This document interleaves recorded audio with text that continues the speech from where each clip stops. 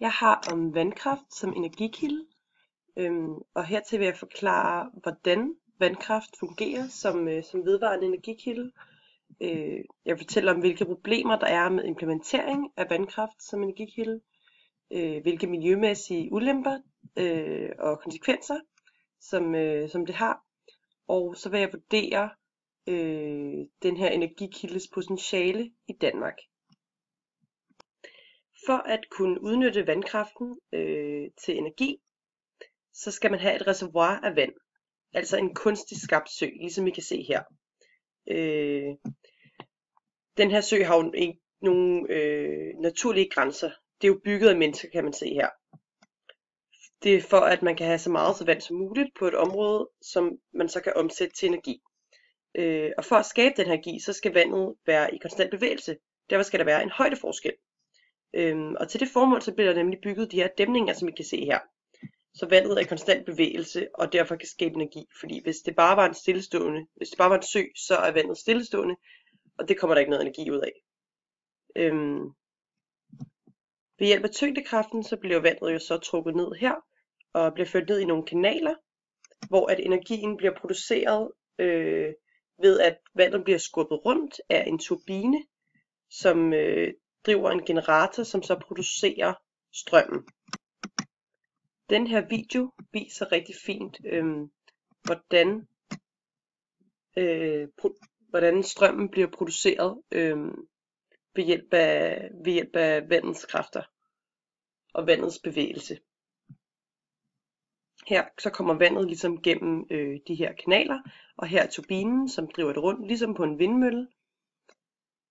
Og her er generatoren, som så producerer energien.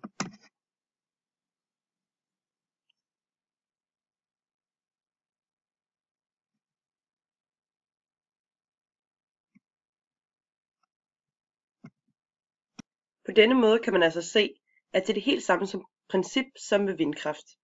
Altså bliver vindmøllens vinger skubbet rundt og rundt af vinden, og der bliver på den måde genereret energi og produceret strøm. På samme måde fungerer generatoren i vandet. Faktisk helt ligesom som en vindmølle. Og på den måde udnyttes vandkraften som energikilde. Er der problemer med implementering af vandkraft som energikilde? Og implementering, det betyder ligesom når man starter noget op, bygger noget, sætter det i gang. Og det er der jo, ligesom der er med alt. Det er ekstremt dyrt at bygge de her store dæmninger, som skal bruges til det. Og så er det også svært at finde pladsen. Det er jo kæmpe landområde, der skal bruges. Og så skaber det jo også altid problemer, når man laver om på et områdes natur. Man kan sige, der manipuleres jo ligesom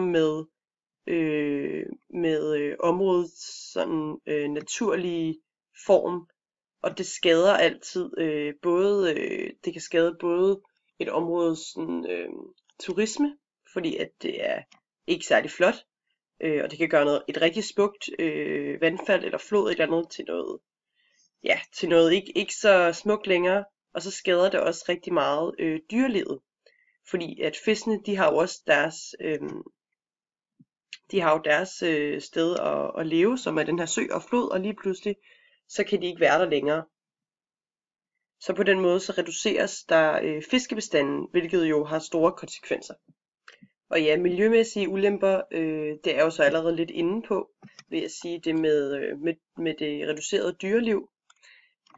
Men altså ja, de her menneskeskabte dæmninger og kraftværker, de har rigtig negativ effekt, påvirker negativt de omkringliggende økosystemer, hvor der ligesom kommer rod i det hele.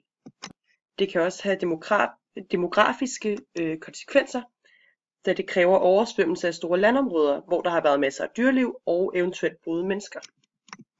Og ja, til sidst men ikke mindst, så vil jeg vurdere energikildens potentiale i Danmark, og den vurderer jeg til ikke særlig god. Vi har ikke rigtig nogle store floder, hvilket gør, at vandkraften som energikilde ikke er den bedste mulighed for Danmark.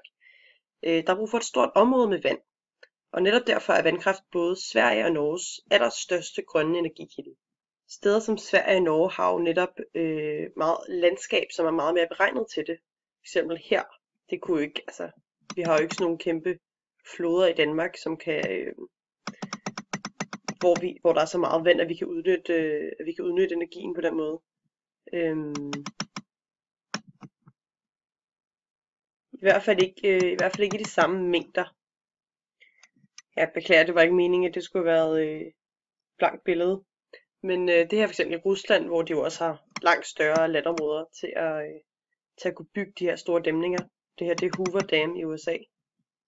Vandkraft kræver jo netop vand i konstant bevægelse, som ikke afhænger af vejret. Og de her store dæmninger, de er som sagt rigtig, rigtig dyre at bygge. Og der er derfor brug for floder og vandfald og generelt vand, der løber fra højder og ned, så der kan drives vandturbiner, hvilket vi ikke har i Danmark. For eksempel i Sverige og Norge har de masser af bjerge. Produktionen af energi ved hjælp af vandkraft har været faldende i Danmark i de seneste årtier. Som set her på det her søjlediagram over de seneste 20 år.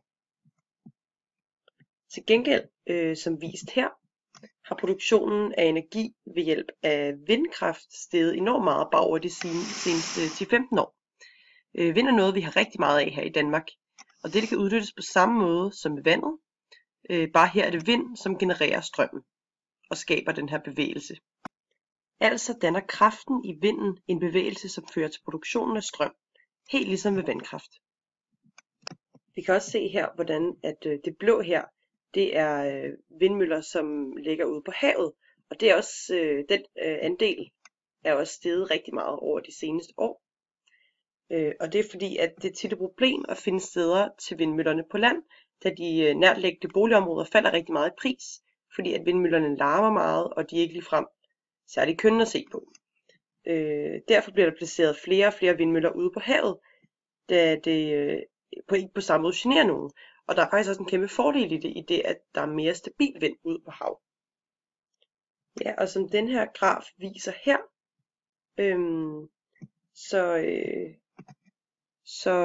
kan produktionen siges at stige endnu mere, meget mere frem til 2020. Både produktionen af strøm ved hjælp af vindkraft, men også andelen i elforbrug. Det siges faktisk, at i år 2050, så kunne Danmark blive helt uafhængig af fossile brændstoffer takket være vindenergi.